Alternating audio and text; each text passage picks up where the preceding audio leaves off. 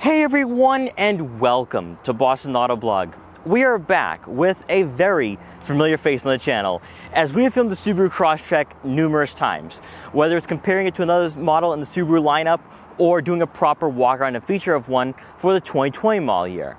Now for 2021, the Subaru Crosstrek does get a minor facelift, a minor refresh if you want to call it that, because for a lack of a more generalized term, this would be considered a mid-cycle refresh. Now, of course, it still looks like the same Crosstrek as 2020, but there is some minor cosmetic differences. There's a big improvement under the hood, and also there's a new trim, which is the Sport. Now the Sport is really introducing us to a new side to the Subaru Crosstrek nameplate. For the subcompact crossover market, if the Crosstrek is not the best selling in this segment, it's at least in the top three. This is outselling the Toyota CHR and the Honda HR-V, and there's a lot of reasons for that, because the Subaru Crosstrek comes standard with all-wheel drive, whereas a lot of subcompact crossover vehicles on the market in the United States are front-wheel drive biased and really fits an urban lifestyle, whereas the Crosstrek, on the other hand, is really fit for outdoors. People want to go to the mountains, that want to go to New Hampshire or Maine, ski, snowboard. So it really fits the lifestyle of most Subaru consumers. Now the Subaru Crosstrek is a very popular vehicle up here in New England for a few reasons. One being the fact that its size is perfect for someone who lives in urban areas, but also the pricing makes this vehicle very appealing to someone around my age in their mid-20s.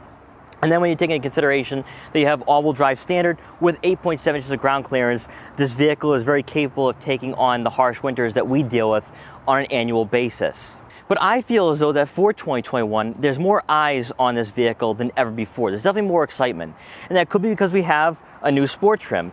Maybe it's the plasma yellow that's been used in a lot of advertisement from Subaru, or it's because we have a bigger engine under the hood.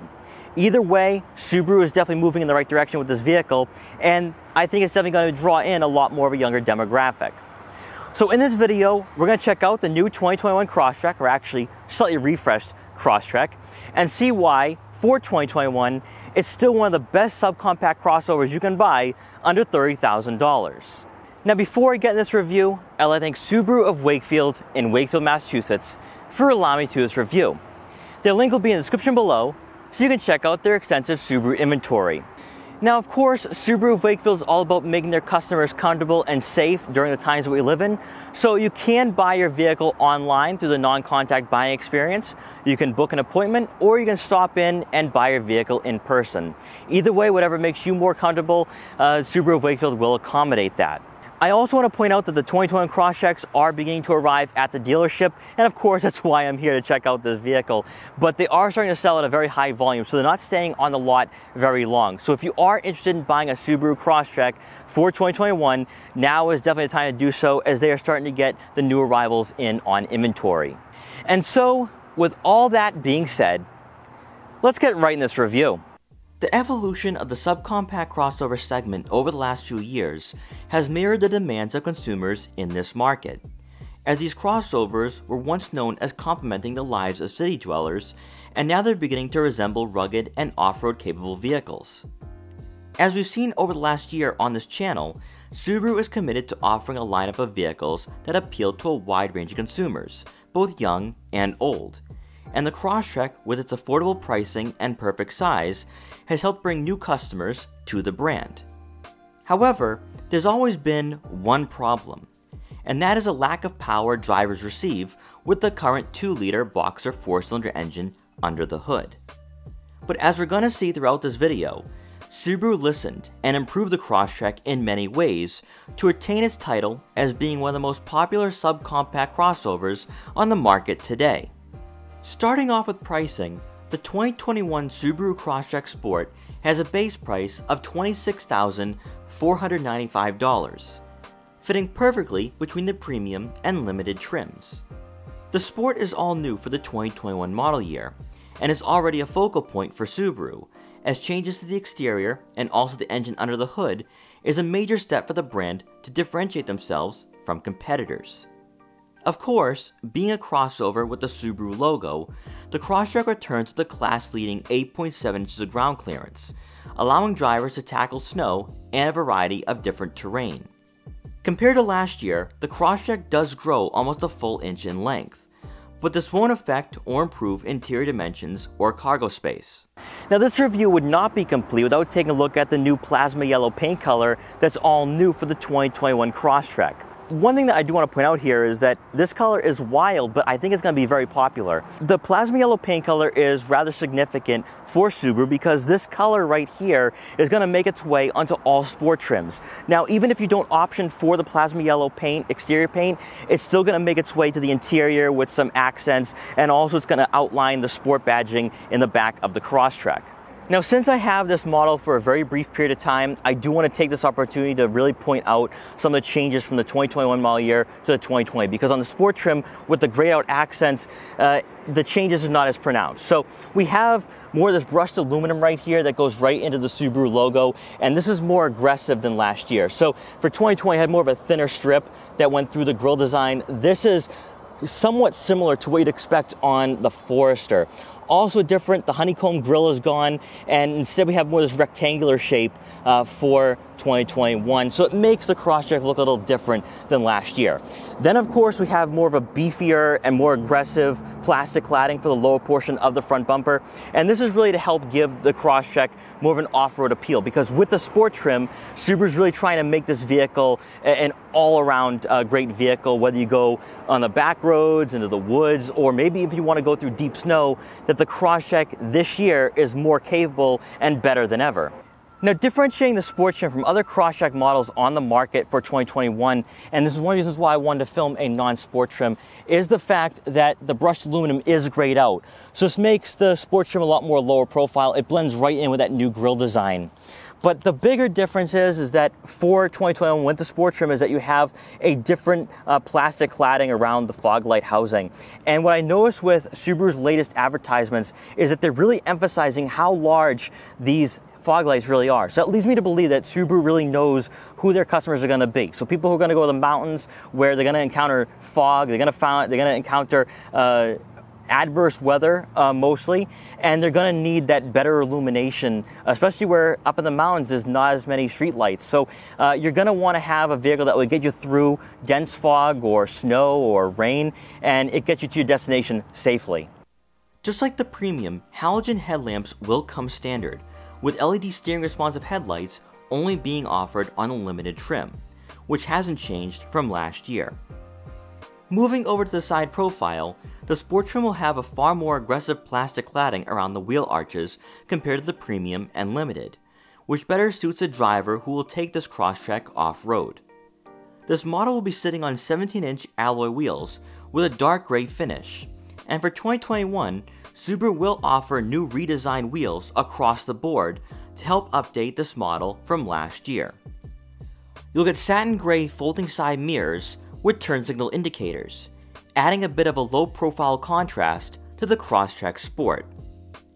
Unlike up front, nothing changes for the rear fascia, as you're met with the combination of plastic cladding and a body color painted rear diffuser.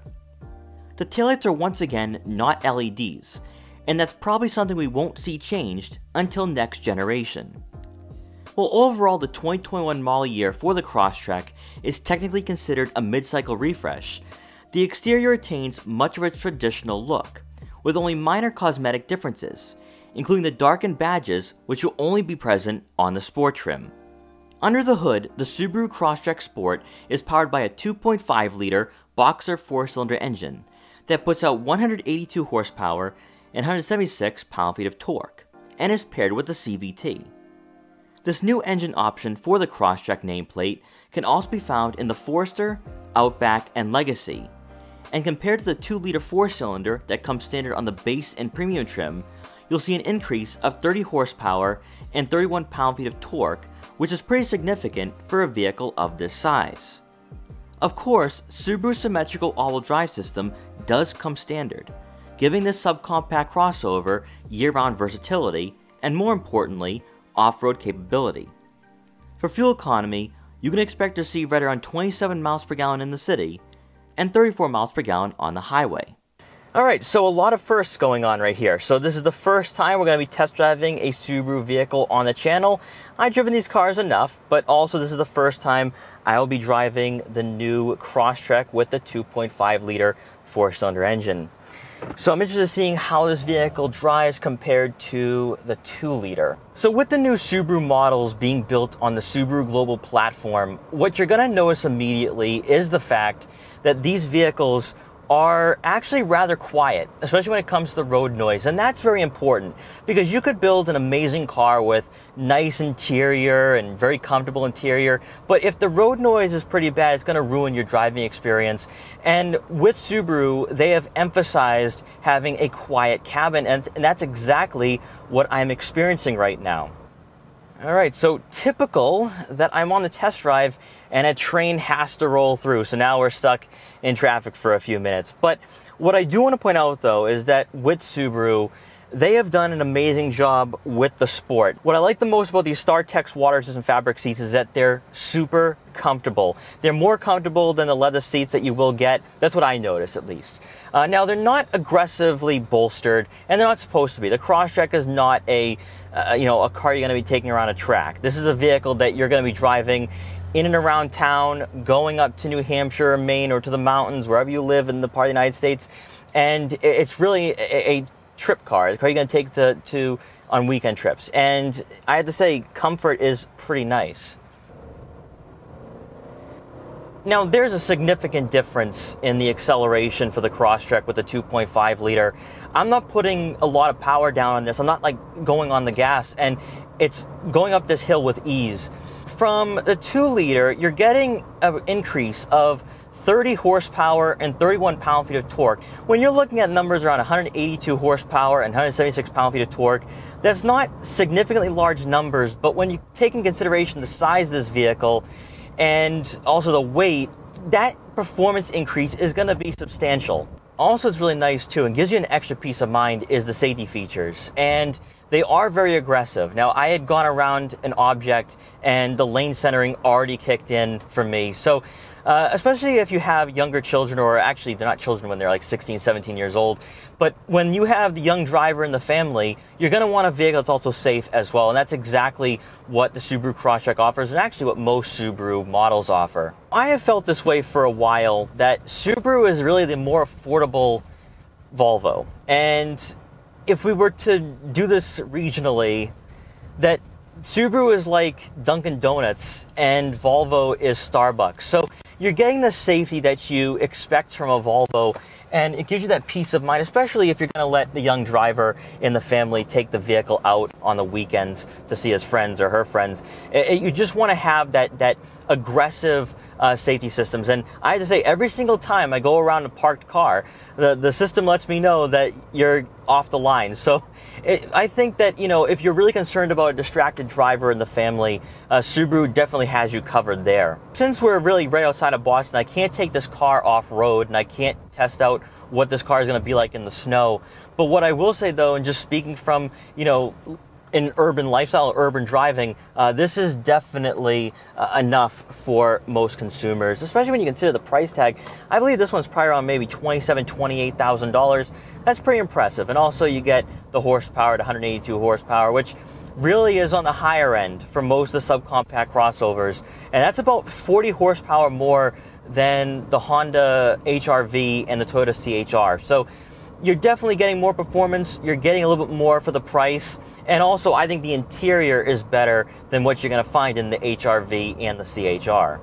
Now, once again, huge thank you to Subaru of Wakefield for letting me take this car out and really give my personal opinion on it. I think that, the Crosstrek, it gets a bad rep because of the low horsepower numbers. Now that they've given us 182 horsepower, there's not much to really complain about. I think, as an enthusiast, I could probably wish for a turbo under the hood. I think having a turbo under the hood of a Crosstrek would be huge. I don't think they're going to do it.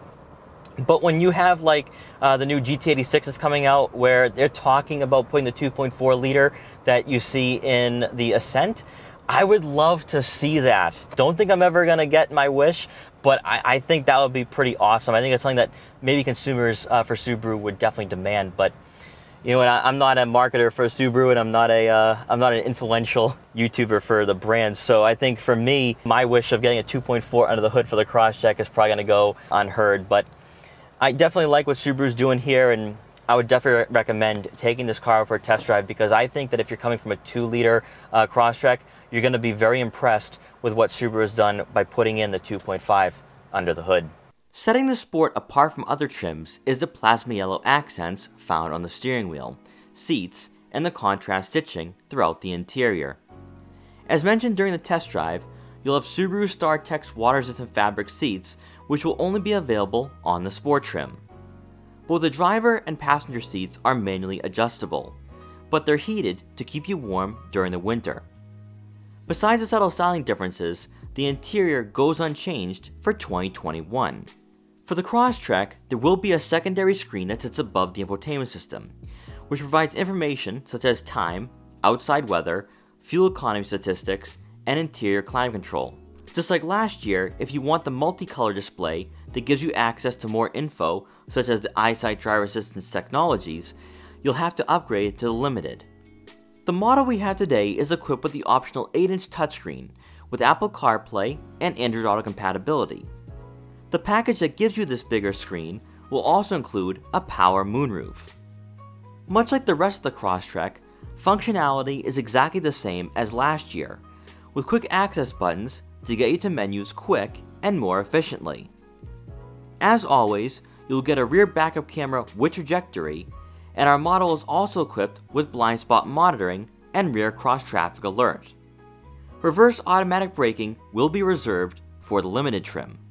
Below, you'll find the dials and buttons for your climate control settings and the heated side mirrors. And as we work our way down towards the center console, there will be a cubby for a smartphone and 2 USB inputs. Brand new for the Crosstrek and exclusive to the Sport is the dual function X mode, which we've seen in the Forester and Outback, now giving you the ability to take this crossover through deep snow and mud. And it's also here where you'll find the switch for your 2-level heated seats. And rounding out the front seating area, for the center storage compartment, you'll find enough room for a smartphone and 2 additional USB inputs. Now for passengers in the back, we're going to start off on the driver's side. I just seat someone of my height, around 5'5", and I have plenty of legroom to work with. Now Subaru claims that nothing has changed for the interior dimensions, even though there is about a 1-inch difference from last year. I feel as though there is a little bit of a difference here because I don't remember this amount of legroom. Now, of course, I am short, so no vehicle is going to be very tight or cramped for me, but I just don't remember having this amount of room to work with, and I actually adjusted the seat a little bit further back than my normal seating position. So I think someone around maybe 5'6", 5'7", 5'8", could most certainly be comfortable back here for sure.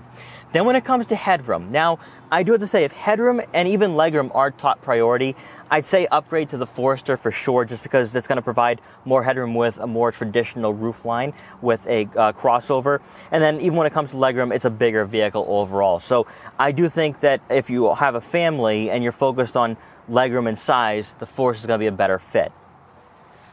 Now, for the center seat, there are some decent placements for my feet, but as I always feel with subcompact crossovers and even smaller cars, that to fit a third person on a daily basis would be very impractical, because even by myself, I know for a fact that if I had even average sized adults on either side of me, I would be squished. So I do think, though, the Crosstrek is a great urban vehicle for maybe a family of 4, or maybe even just a smaller family, someone with a significant other, and that's it. I think it definitely works, even if someone who has friends with them in the back, maybe on a weekend trip, whatever. 2 would probably be the better option to go with instead of trying to fit a third person.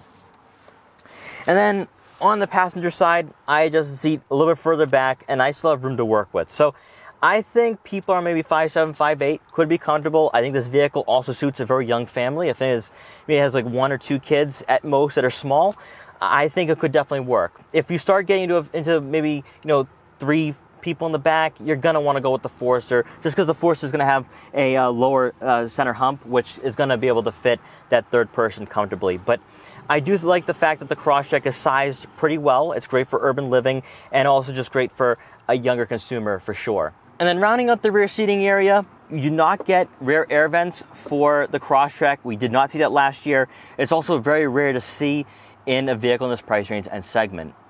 However, very disappointingly, and I know you guys love this part of the video, there's no center armrest, and there's no 2 cup holders. Now for rear cargo space, you can expect to see right around 20.8 cubic feet of rear cargo, and that is unchanged from last year, despite the fact that Subaru claims that for 2021, the Crosstrek is about an inch longer. So there's no difference at all when it comes to interior dimensions. And then with the rear seats folded down, that space more than doubles in size to right around 55 cubic feet. So this vehicle is very practical for an urban lifestyle, but if you do have camping gear, snowboarding, and skiing equipment, you can fit that in here for sure. And also, of course, the dimensions, the interior dimensions, are on par with a lot of vehicles in this segment, but also better than some hatchbacks on the market. Also, you will get a rear cargo cover, which keeps all your valuable items out of sight.